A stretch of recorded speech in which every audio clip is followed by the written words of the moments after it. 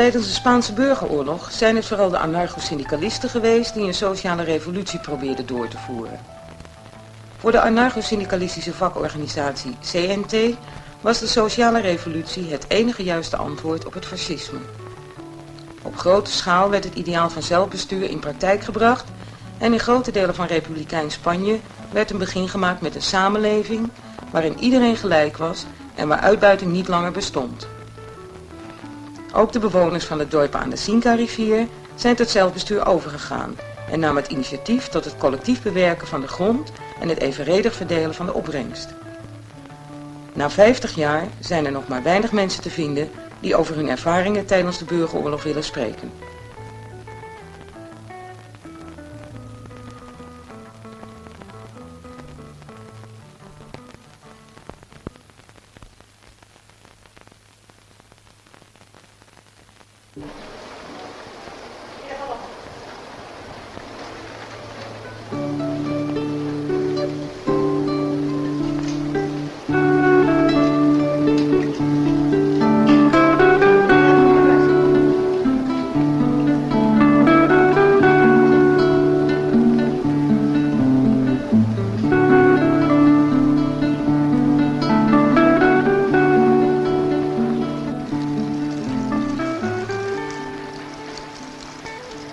Yo soy José Otto Ezquerra, nacido y natural de Albalate de Cinca, propietario de una parcela al norte de los Ballestares, al norte.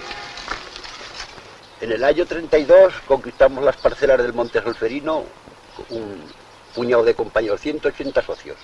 Formamos el sindicato agrícola y aquel sindicato agrícola dio fruto al aparcelamiento. Y del aparcelamiento llegó pues el bienestar del pueblo. Es normal que trabajando se produciera. Después del movimiento del 32 llegó el 33. En el 33 hubo un movimiento social que también hubo un trastorno, tuvo que abandonar los compañeros el pueblo porque las fuerzas reaccionarias los perseguían, los perseguían. Y muchos de ellos tuvieron que estar en la cárcel 8 meses. Pero la juventud en aquella época no les dejó padecer a sus compañeras, sino se apretó más al compañerismo y las protegió de todo. Les sembró patatas, judías, les proporcionó leña y toda la ayuda que pudimos tener en nuestras manos, decimos. Y de aquel movimiento aún se refortaleció más. Cuando llegó el 36, nosotros aún teníamos más empuje, más años de historia y más coraje para luchar. Y que esas mujeres han estado identificadas con los maridos. Aunque no figuren en ninguna parte de la historia, esas mujeres han hecho un papel muy importante, porque estaban identificadas con ellos, con esa lucha, y han puesto todo lo que valían al servicio de esa causa, silenciosas, sin brillar en ninguna parte, pero que han sido formidables.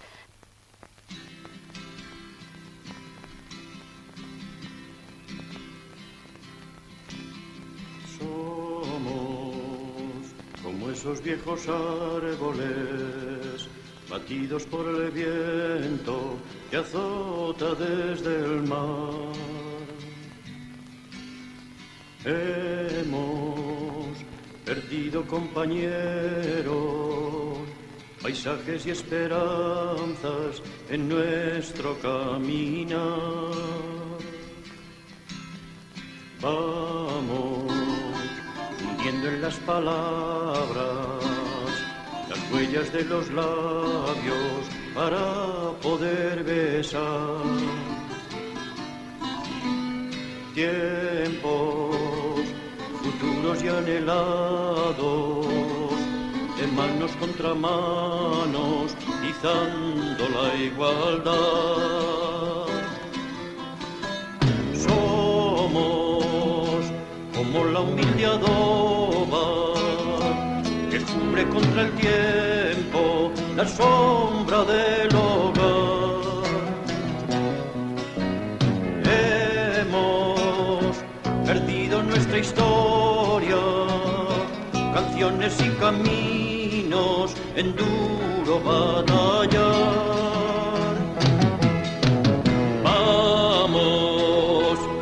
echar nuevas raíces por campos y veredas para poder andar. Tiempos que traigan en su entraña esa gran utopía que es la fraternidad. Somos igual que nuestra tierra, suaves como la arcilla, duros del roquedal. Hemos atravesado el tiempo, dejando en los secanos nuestra lucha total.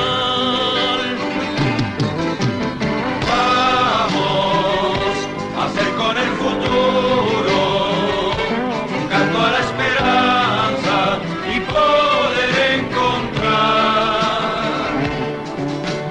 vientos cubiertos con las manos, los rostros y los labios que sueñan libertad.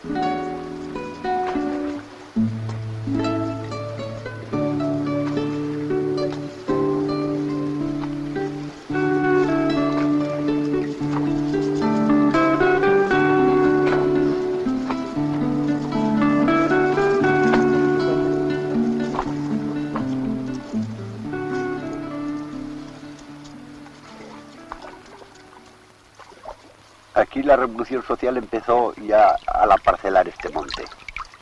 De alguna manera era colectivo ya y la transformación llegó de ahí. Pero la definitiva era a principio de la guerra. En el 32, cuando esto fue aparcelado, toda esta red de riegos que tenemos en este monte se hizo a comuna, a colectivizado. Todos pusimos tantos jornales como fueron precisos para abrir estos riegos, que están sobre 22 o 24 kilómetros de longitud que tienen de largos. Y los hicimos picando. Solo por el hecho ese de que queríamos ser libres, queríamos salir de la esclavitud, queríamos salir de la explotación del hombre por el hombre. Y todos unidos podíamos alcanzar esta obra. Esta obra, ponerla en riego y comer de ella. Ese es el primer paso que dimos de la revolución que nosotros perseguíamos. Y a continuación, pues, como hubo tantos cambalaches, en el 33 llegó el movimiento ese y nos encorrieron y nos paralizaron la obra y lo destruyeron todo porque unos quedaron apresados, otros tuvimos que recurrir a apretarnos más, a favorecernos más, a ser más compañeros y paralizó la obra. Y hasta el 36 no volvimos otra vez a reorganizarnos a la consecuencia de la guerra. Entonces era el plan de decir, ahora sí, vamos a sacarnos del medio la Guardia Civil y todos estos que nos persiguen y vamos a lo que queríamos hacer, la transformación social que pedíamos, a vivir un comunismo libertario. Y de ahí procede el movimiento ese. Bueno, yo es que cuando hablábamos de la mujer, tanto en Aragón como en el resto de España, ¿no?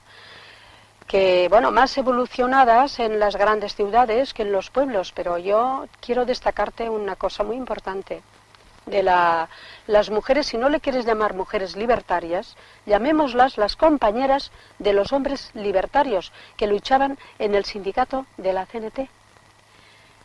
Yo digo, y lo digo sin embajes, que si ha habido CNT y ha habido lucha y ha habido éxitos sindicales, ha sido gracias a la solidaridad, que ha sido el principio fundamental de la CNT. Pero sin las mujeres no hubiera habido movimiento sindical.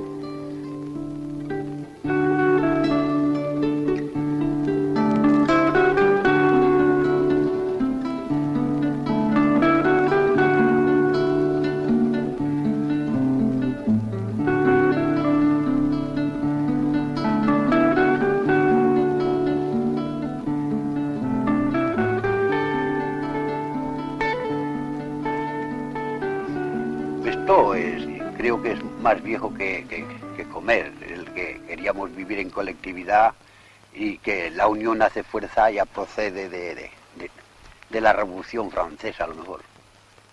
Procede eso. Porque aquí, pues, obras de todos estos hombres, de Bakunin, de todos estos señores, pues no faltaron nunca, de todos esos grandes filósofos y sociólogos del mundo. Y pues escribieron la de Procopiani, la de... En fin, todos estos personajes que la sociedad, diríamos, la colectividad esa socialista, primero, después la libertaria, todas estas han estado leídas en Albalate por personajes que las entendían, como ese Justo Val y como esos personajes que hemos hablado. Y también, por ejemplo, estaba ahí el señor Carrasquer, que también habló mucho de ello. La Escuela de Militantes de Monzón fue obra y concepción de las colectividades mismas de la región.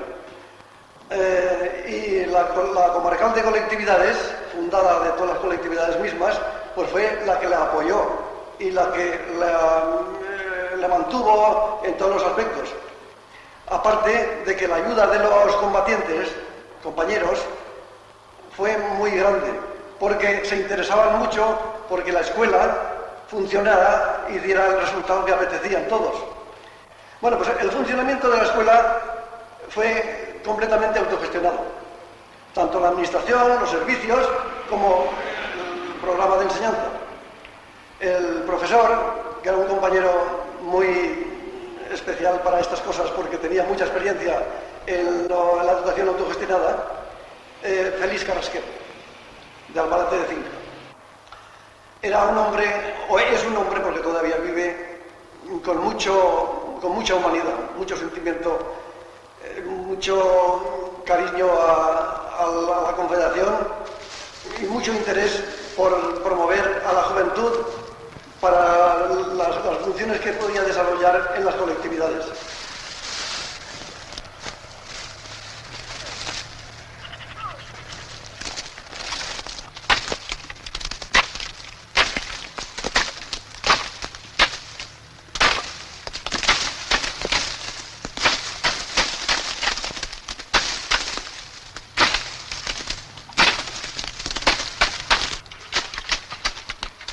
Con el pueblo entero, a raíz de la guerra, se tomó la decisión de hacer todo un bloque, ¿vale?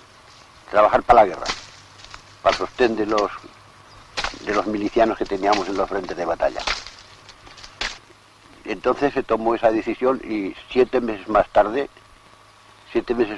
se cogió la decisión de organizar la colectividad y cooperativa. La colectividad producía y la cooperativa administraba y hacía el intercambio con otras cooperativas y colectividades de Barcelona, de Lérida, y estando en contacto, y eran compañeros que también procedían de la Confederación Nacional del Trabajo, eran cenetistas, y es fácil de entenderse cuando coinciden en ideales y en fórmulas. Es fácil. Y entonces pues cambiábamos trigo, patatas, carne, azúcar, que teníamos mucho, entonces había una producción de azúcar grandiosa en este pueblo, que producíamos mucho azúcar. Y llegábamos a tener, después de estar cubiertos todos los gastos de comer, beber y vestir, hasta teníamos reservas para comprar una máquina de cine, un camión GMC, que entonces era un lujo. Nosotros no estábamos en contra de ese factor moneda, no la odiamos, la quitamos. Luego después fue preciso restablecer una moneda local, unos vales en cartón, que decía Comité Colectivo de Albalate de Cinca. Y eso había sellado allí un 10, un 15, según el valor que le quería dar al vale ese. Pero refirmados en la economía. No hacer más dinero que el que estaba refirmado en el valor económico. O sea, si valía 10.000 pesetas, por ejemplo, todo el trigo que teníamos y toda la producción, referido a las 10.000 pesetas en circulación nada más. Con el fin de que no hubiese esa abundancia para que unos tuvieran mucho y otros poco. Yo era pequeña, entonces ya te dije que era pequeña. Iba muy poco, porque yo entonces tenía pues los 14 años. O sea, al 15. Pero como tenía 4 hermanos, pues yo iba muy poco. Participábamos en lo que teníamos nosotros en casa, pero yo para ir en colectividades con las demás gentes no iba. Eso no, porque al campo, no, como era la más pequeña de casa, no me dejaban ir. Esto fue. ¿Dónde vas? Hala, pues ves, hasta luego. La propiedad, todo lo que cogíamos en la casa era para la colectividad. Eso sí. Y cuando entraron los nacionales estaba todo depositado. No te muevas, Jamia. Estaba todo depositado en el grupo de la colectividad. Todo. Y aquí no nos dejemos nada. Y al entrar, pues se lo llevaron todo. Y nos dejaron ni para poder comer. Todos los días del año había reuniones porque había que tomar decisiones cuando se debía de ir más urgente a trabajar, a regar, a recoger alfalfas o a trillar. Entonces eran faenas agrícolas que todos los días permanentemente había que tener reuniones. Y se acababa de trabajar la jornada, nos reuníamos en el centro obrero o nos reuníamos en el comedor popular de Casa Sagarra, ya que allí había que tomar decisiones de cómo había que actuar, en qué partida, en qué forma y cuántos carros habían de salir, cuántos hombres a atar alfalfa habían de entrar, cuántas mujeres estaban dispuestas a engavillar. O sea, un control, cada uno tenía un delegado de trabajo que se le llamaba, que decía, yo para mañana 5 individuos tienen que actuar en tal partida, el otro día yo para mí 6, para mí 7, para mí 9. La distribución lo venía allí y ya no tenían otra necesidad que decir, nada, ya lo sabéis, mañana en tal parte. Este era el control que se había de llevar en la agricultura.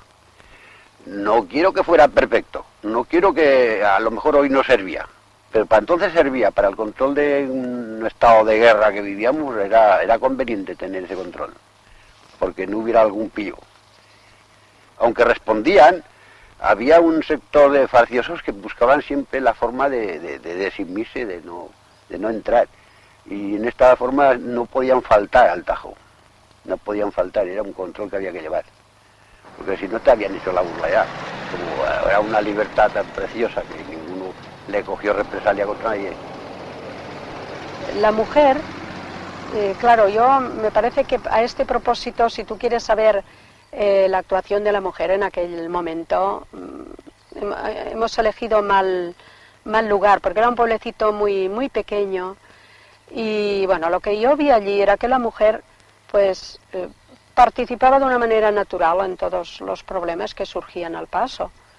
Eran reuniones informales donde se trataban los asuntos, los problemas del día o de la semana con la mayor sencillez. Nos reuníamos todas las noches para organizar el trabajo del día siguiente.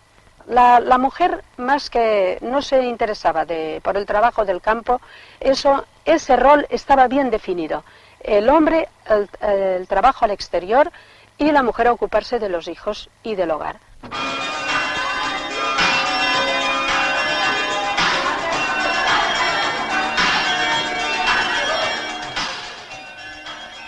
Me llamo José Sagarra, casado, hijo de Albalate de Cinca, nací en este pueblo, al que quiero mucho, y siento entrañar afecto a todo lo que sea mi pueblo, a toda cultura, a toda la creación, a todo el bienestar y bien saber dentro de la organización local, dentro del ambiente social, económico de Albalate de Cinca.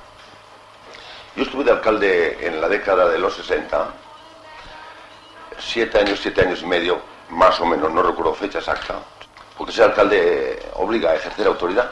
Claro, alcalde lo eres, pero el alcalde tiene que proyectar siempre muchas cosas, tiene que tener una vivencia, tiene que tener una vocación política en pro de su creación. Todo político tiene que crear.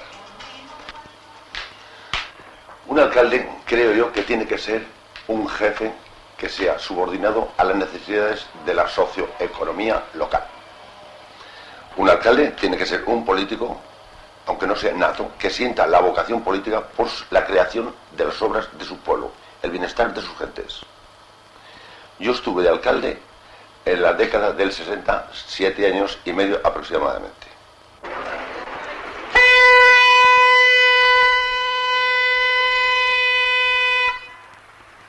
Todos que quieran comprar géneros de punto de varias clases, ropa interior de señora, de caballero y de niños, pantalones, camisas, faldas, batas, vestidos, jerseys y chaquetas de todas las tallas y colores. La María de Lérida lo vende en la plaza. Todos que quieran comprar flores naturales y artificiales, abono y sulfato para las flores, en la plaza se venden. La leche va muy floja, ¿verdad? La leche que la pagan barata. La pagan barata. ¿No la vendáis? No puede ser. ¿No la vendáis? Del palacio. Pues éramos muy jóvenes aún entonces, pero había baile, bailábamos con gramola, hacían teatro, los chicos más mayores, pero del pueblo, todos de la parte de izquierda, digamos, la parte nuestra. Intervenían y hacían unos programas muy bonitos, y nos divertían mucho. Y lo adornábamos con unos papeles, el salón, para que hiciera mucho más bonito, y bailábamos con gramola y nos divertíamos mucho, y aquello era una satisfacción muy grande porque teníamos una libertad muy grande para hacer lo que queríamos allí. Es esto. Y la gente empezaba a vivir, la gente ya les parecía que si no había triunfado el fascismo, había sido esto jauja, que le decimos aquí.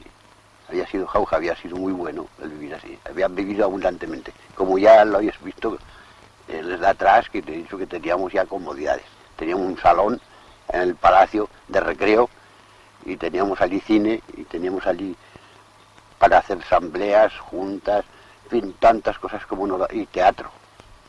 Eso es avanzar en la poca economía que entonces teníamos y con el tiempo tan al contrario que nos venía, porque todo era abataje de que no avanzáramos. El palacio es mi propiedad, es propiedad de toda la familia. Nosotros lo compramos a un señor y ese señor lo había comprado a otro señor. Y el palacio procede de ese patrimonio, que luego lo vendieron. Pero nada tengo que ver yo con esa relación jurídica, económica anterior. Igual que lo compro yo, lo ha podido comprar otro señor. Y ahora pretendemos vender el palacio, que a mí no me interesa vender el palacio, pero por hacer un obrar a mi Albalate me es igual tenerlo. Por total, tengo un castillo, pero un castillo en ruinas. Nosotros hemos pagado las parcelas, al mismo tiempo que se han pagado las parcelas, se ha pagado el palacio, y el palacio es de las parcelas. No tiene por qué tomar parte todo el pueblo, que todo el pueblo es los parceleros. Y eso es un robo a los parceleros, si lo vuelven a vender. No, claro, era nuestra y lo es. Lo es. Si la quieren vender es mal vendida, es robada. No sale de ser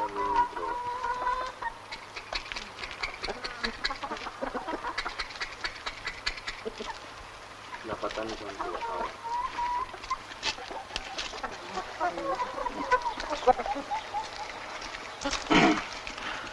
Mis ideales están basados en el narcosindicalismo. Pues no significa ni más ni menos que una línea completamente libertaria, la cual por muchas circunstancias nunca la puedes llevar aquí en un desarrollo, nunca puedes llevar con finalidad ninguno de tus pensamientos, pero en fin, te mantienes con ese pensamiento. Es que debido a la gran represión que hemos tenido durante la dictadura ahí 40 y tantos años, pues esta represión no ha dado lugar a que pudiese lucirse ninguna ideología social ni se desarrollase nada que estuviese con acuerdo en mi forma de pensar. Una revolución social sería lo ideal, pero vuelvo a lo mismo, cuando los hombres estuviesen emancipados y preparados. Hoy todavía tenemos que pasar mucho tiempo.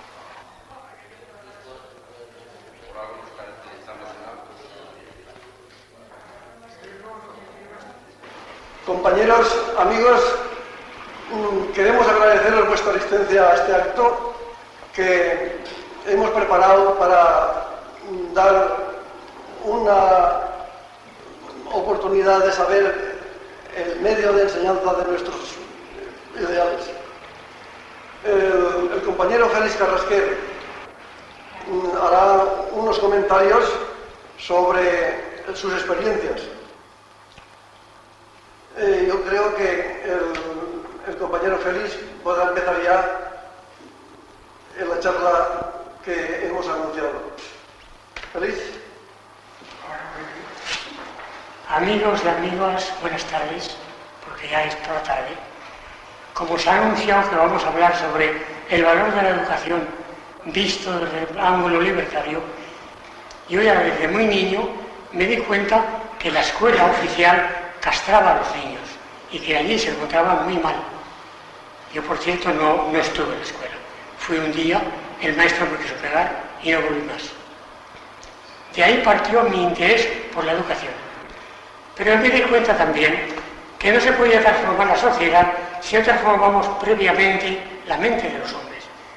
Y ahí que pensé, sin educación no puede haber auténtico cambio social. Y empecé a prepararme en ese terreno. Y para mí, el estar en la escuela esa, el haber sido alumno, ha supuesto una cosa muy interesante. Primero, conocer la ideología confederal de CNT, del movimiento libertario, que precisamente yo no conocía en absoluto. Luego, pues, me he formado de un modo muy diferente que me hubiera formado yendo a una escuela normal, porque precisamente las escuelas de estos pueblos, las rurales, eran muy deficientes. Y antes de casi empezar a poder deletrear, tenías que salir de la escuela por los medios económicos para subsistir. Total, que empezamos las clases y todo fue muy bien. Es la clase más hermosa que he visto y volver a ver en mi vida, porque había niños y niñas de 6 años y mujeres y hombres de 60, algunos analfabetos, ¿no? Y empezamos las clases. Constituimos un grupo cultural que lo legalizamos y empezamos las clases. Y así se establecía un principio de igualdad de oportunidades que impide por completo que haya jerarquías ni burocracias. Vivíamos en una fraternidad completa y no hubo peleas. ¿Es verdad o qué? Sí. ¿Es verdad? Exactamente. ¿Hubo peleas entre nosotros? Era una verdadera comunidad. No, nunca. ¿Qué? Nunca. Bien, pues esto quiere decir que los libertarios teníamos una idea clara de cómo se puede mejorar la sociedad. Así que tengo que decir que en Monzón, en la escuela de Monzón, a partir de ahí se crearon las mujeres libres de Aragón. Y que las mujeres libres intentaban liberar más a la mujer. Y la emancipación de la mujer de Aragón fue un ejemplo maravilloso. Y yo le dejo la palabra a Mati para que nos diga como mujer qué es lo que vio ella en este aspecto de la emancipación femenina en la época de la Revolución.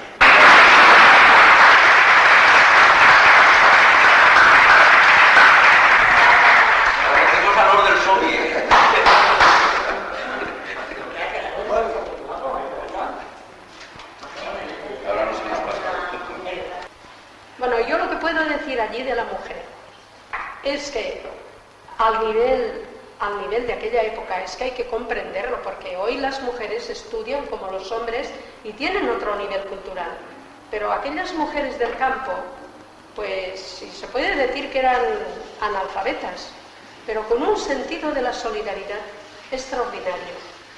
Yo creo que aquí también los compañeros han faltado un poco, no todos, hay excepciones como en todas partes, pero de interesarla lo suficientemente para que se inmiscuya de una manera más abierta en los temas sociales. Más bien, en muchas ocasiones, la mujer era un freno. Bueno, yo puedo decir a este propósito mi opinión en cuanto a la libertad de la mujer, que no la pondré nunca en cuarentena, la libertad de la mujer. Pero si la mujer no es libre, no podremos establecer una sociedad libre, porque la educación de los hijos se hará de una manera torcida, no se hará bien, si la mujer no conoce los problemas sociales como el hombre. Nosotros entonces no estábamos ausentes del amor libre, no lo practicábamos, tan preocupados por otras cosas. No nos dio tiempo. hasta ahí no pudimos llegar, esa meta estaba prohibida aún. O sea que vimos hacer el amor libre y han vivido el amor libre, han vivido el divorcio en aquellos momentos, cada uno se acomodó a medida que les dio la gana, unos han seguido bien, otros les ha ido mal y así sencillamente ha sido la vida. Pero lo practicó alguno, ¿no? Claro, muchas parejas sí, fueron muchas que viven aún en Francia, que viven en otro sitio. Un tal con José. Nosotros en aquella época no podíamos practicar el amor libre. Está prohibido. Estaba prohibido. Teníamos que casarnos por la iglesia. Porque por lo civil tampoco, también era una cosa muy... Estaba fuera de la... No casaban. Entonces teníamos que hacerlo por fuera por la iglesia. Contra nuestra voluntad, pero lo tuvimos que hacer así. Es que el matrimonio civil no era válido. No era válido. Si no pasaba, por la iglesia. No lo reconocían y era porque yo cuando me casé me pasaba eso. Pues igual entonces. No eran reconocidos los hijos y habías tenido problemas para llevarlos al colegio y todas estas cosas que no cuadraban con el régimen aquel. No el válido era la iglesia. Yo la libertad la encuentro en dos personas que se quieren, se respetan y no es lo que está pasando ahora, que la libertad la han cogido como libertinaje y lo que vivió era una represión que con el novio o con el que tenías trato no podías ni aun tocarte la mano porque eras criticada por el pueblo. Pero cuidado, que había que ser muy valiente en aquella época para hacer eso. Y yo lo sé por mi personal experiencia, porque yo era, hablando en un lenguaje grosero, era la puta del pueblo. Por eso, porque me uní, no me quise casar, me uní. ¿Podéis valorar lo que supone eso en los años 30? Mucho valor. Pues eso lo hacían las mujeres libertarias. Silenciosamente, calladamente, sin figurar en mitines, ni en cargos sindicales, ni nada de eso. Pero eso lo hacía la mujer libertaria. Y nada más.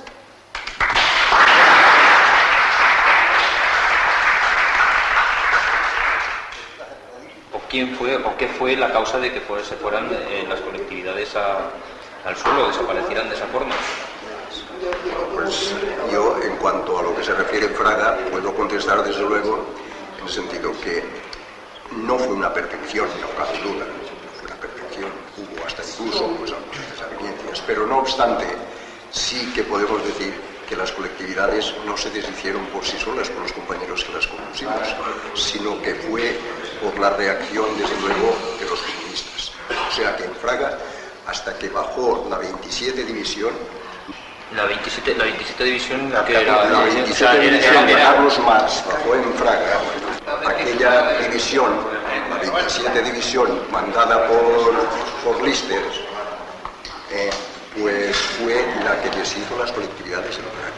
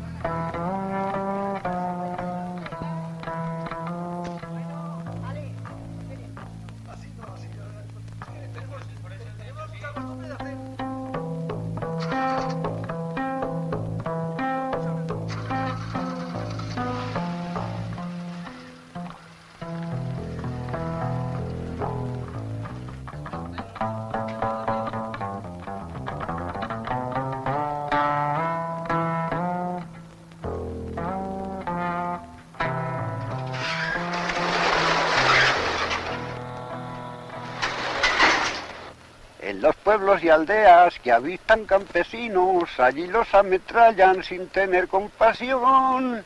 Alma de verdugos que fusiláis en las clamores, aquellos trabajadores que reclamaron su vivir. Mata a tu verdugo, no te fíes más en Lister, que ha sido el asesino de los pueblos de Aragón. Es que aquí en este pueblo estuvo una brigada que se llamaba la de Carlos Mas. Carlos Mas. El nombre de ese de Carlos Mas, eran fascistas disfrazados, más bien. Y cogieron esa represalia contra todo el progreso, contra todo el avance social que se llevaba, para descomponerlo todo. Y volvieron otra vez a, como ya hemos dicho, a la tradición. Ya descompusieron los comités, descompusieron las cooperativas y lo descompusieron todo, y en el plan de que esto volviera a la normalidad de la tradición. No querían la revolución social, el cambio no lo querían. Sí. Yo entonces estaba en Esplús, refugiado en el comité de Esplús, porque aquí no dejaban vivir. Nos buscaban todas las noches para llevarnos a la cárcel.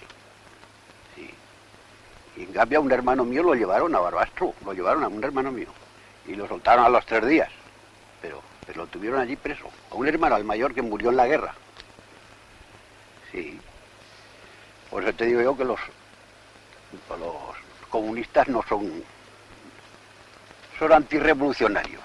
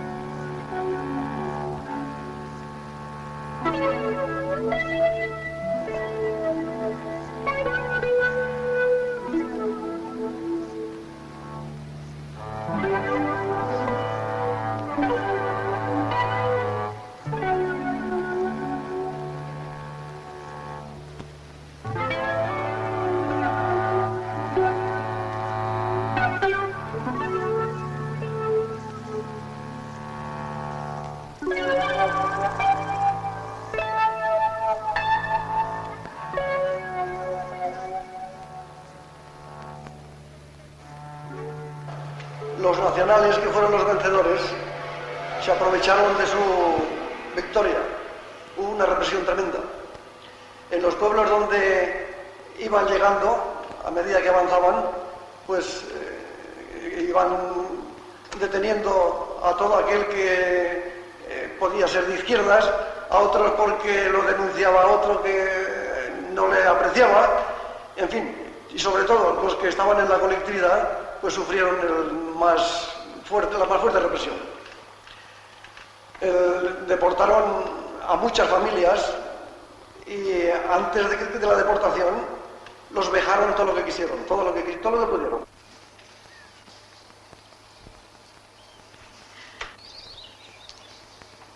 Cuando los nacionales entraron en Albalate, no estaba yo aquí. Yo estaba en Barcelona. Cuando tomaron Barcelona vine aquí, que hacía un mes que habían cogido Barcelona. Y entonces fue cuando me cogieron, a los 2 días de haber venido, me llevaron al ayuntamiento, que hay una cárcel, nos metieron allí. Allí estuvimos 2 días o 3, no recuerdo bien. Luego nos llamaron por la noche, que fue cuando nos pegaron y nos cortaron el pelo. Nos entraron en un cuarto oscuro. Nosotras no veíamos, pero ellos sí, porque tenían una especie de luz que ellos podían ver, pero nosotras no. Y nos pegaron con unas porras de aquellas de la Guardia Civil y medias llenas de arena en toda la espalda donde les venía. Luego, como yo les maltraté, les dije, granuja, traidores, ¿qué estáis haciendo? Entonces me dieron un golpe, no sé dónde, me tiraron al suelo, quedé desmayada. Oía, pero yo no me podía mover ni levantarme, ni hacer nada. Y entonces reaccioné un poco, me levantaron, me volvieron a pegar y cuando se cansaron me quitaron a la calle. Luego me vine aquí y al salir me dice, no hables ni grites por la calle, porque será peor para ti. Con todo mi dolor me vine a casa y aquí me quedé. Al día siguiente querían que fuéramos a barrer las calles a hacernos una burla más. Y con que yo estaba muy enferma, pues ya no me moví de la cama. El doctor ya no me dejó marchar.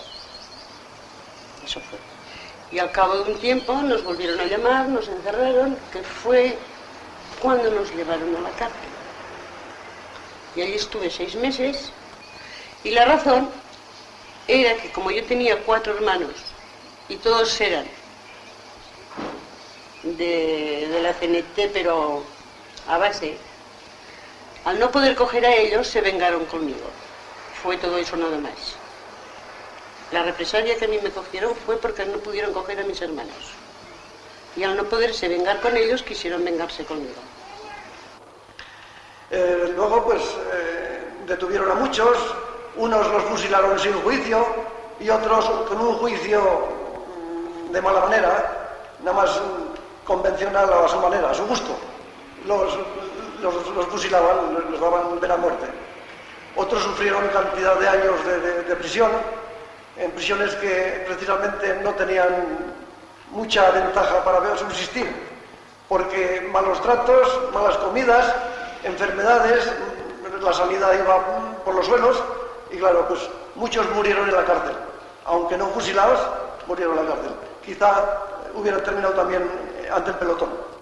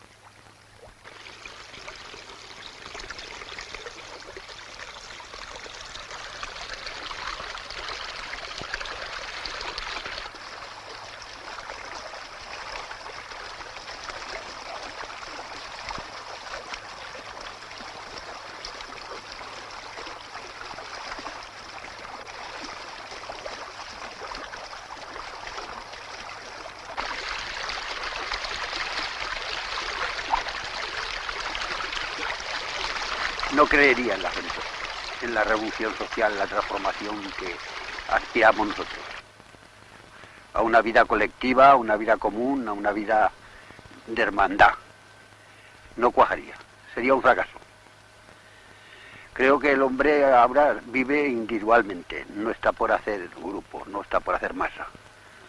El ambiente es burgués, está más por el lujo, por el derroche, por la vida, diríamos, mundana, por disfrutar más a su manera, sin saber si va a tener más prejuicios o más beneficios con esa. No la ha calculado. De ninguna manera no la ha calculado. Posiblemente éramos nosotros los equivocados entonces, pero yo estoy en estas, en que no está equivocado el hombre, no sabe a dónde va. Esto va a pasar a la historia, a esta época también. Pasará como todas, sin pena ni gloria. Tendrá que venir una generación que más bien piense de otra manera.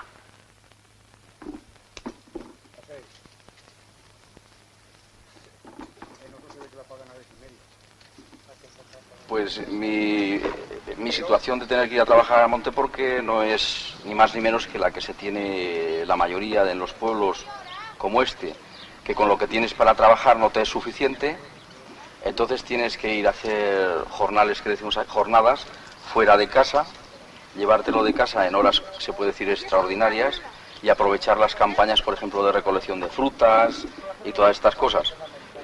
Es un trabajo que te recompensa para poder ir mal subsistiendo, porque además del trabajo de tu casa tienes que hacer ese, no tienes ninguna clase de seguridad, no estás protegido por nada, solamente hora trabajada, hora pagada.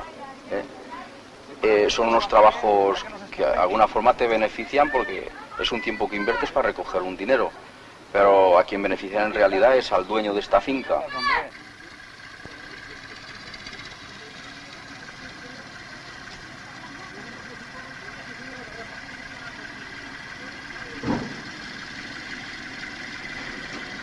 La forma de pensar esta, tienes compañeros que están lejos de aquí, en otros pueblos, pero son minorías. Entonces no tienes posibilidad de llevar a cabo ninguno de tus pensamientos y tienes que vivir con acorde a un sistema. Aunque ahora tengamos una democracia, aunque tengamos una libertad de opinión y todas estas cosas, pero como la herencia de atrás en educación y demás es totalmente contraria a esto, pues todavía tendremos que pasar cierto tiempo hasta que, no sé, tengamos oportunidad de poder realizar algo de lo que, por ejemplo, yo mismo pienso.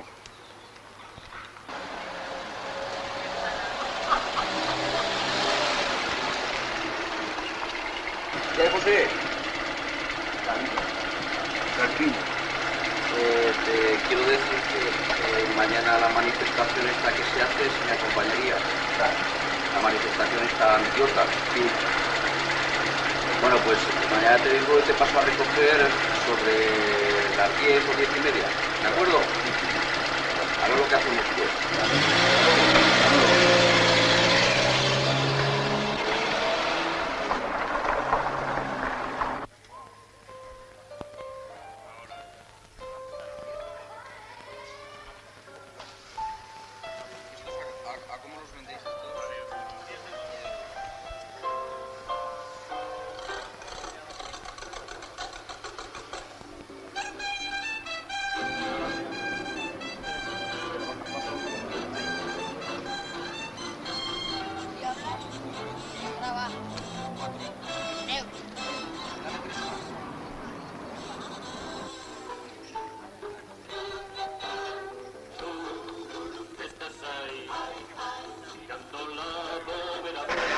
Estoy trabajando con el grupo con el colectivo por la paz y el desarme, y nuestro intento esta mañana es de hacer un ensayo sobre la actitud de la población de Praga sobre un hecho concreto como es el de la permanencia o no en la OTAN.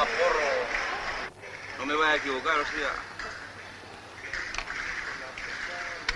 En el no. En el no.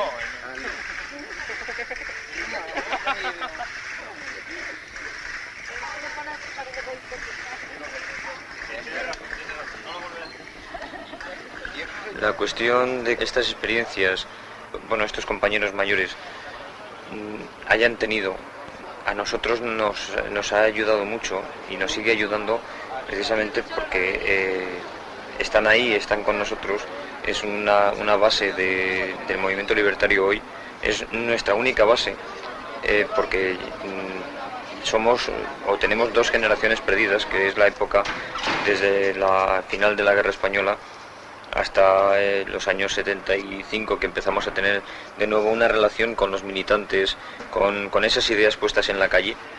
Y bueno, pues estamos como muy faltos de esas experiencias. O sea, sencillamente teníamos, y algunas veces pues tenemos nada más las ideas, y sin embargo con ellos, el hecho en sí de que ellos estén con nosotros nos ayuda mucho.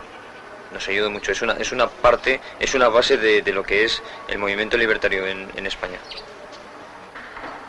Pero debido a mi estancia en la escuela de militantes Repulcón, yo he mantenido mi ideología pues durante estos 40, casi 50 años de dictadura. He tenido que ser reservado porque no se podía hablar, como he dicho anteriormente, de nuestros ideales, de nuestra forma de pensar. Pero si se ha dado el caso, en una conversación aislada, de decir cómo pensaba, lo he dicho sin ningún empaje. O sea que no me he negado nunca que soy de CNT. Y esto pues se puede comprender, puesto que al estar en la escuela me comprendí con el ideal y lo he mantenido siempre. Y lo mantendré mientras viva, con más o menos intensidad, dependerá de mis facultades y de mi edad, que todo va incluido.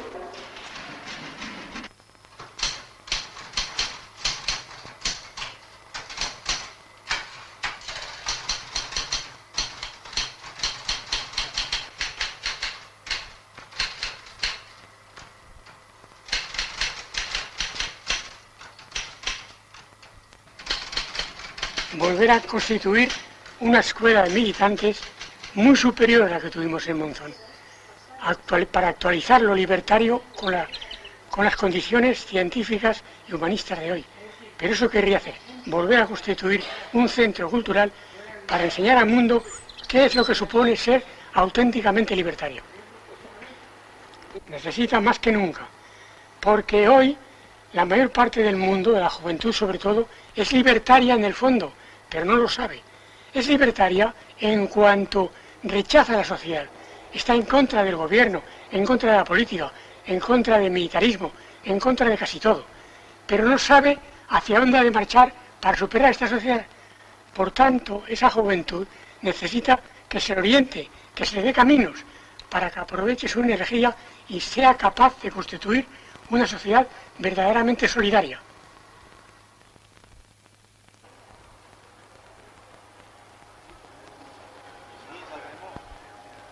Y yo, si fuera joven, volvería otra vez a propagar el mismo sistema que propagué y estaba dispuesta a cumplirlo a rajatabla. Sería colectivista y sería humanista y sería hombre laborioso para todos. Sería mejor entenderse, mejor conviviendo de unos a otros, ayudándose, siempre al necesitado, siempre al que estuviera desnudo y descalzo, vestirlo mejor y ayudarle en todo lo posible para que no padeciera. Eso sería para mí la revolución más exacta que habría.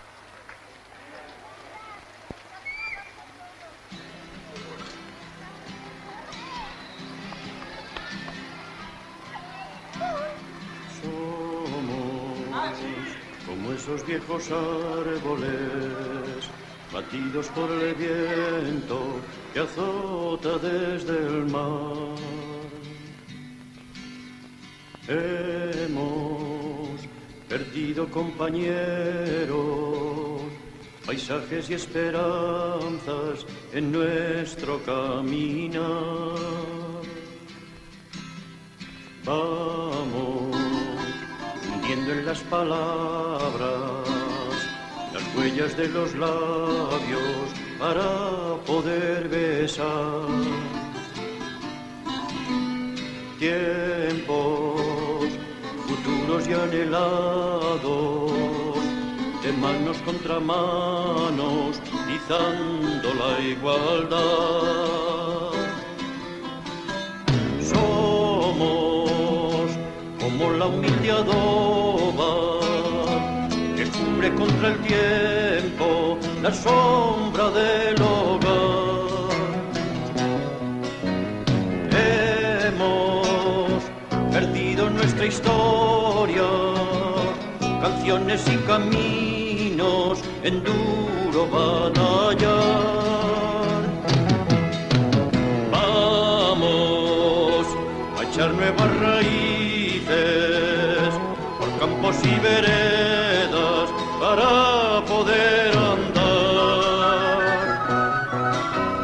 Tiempos que traigan en su entraña esa gran utopía que es la fraternidad.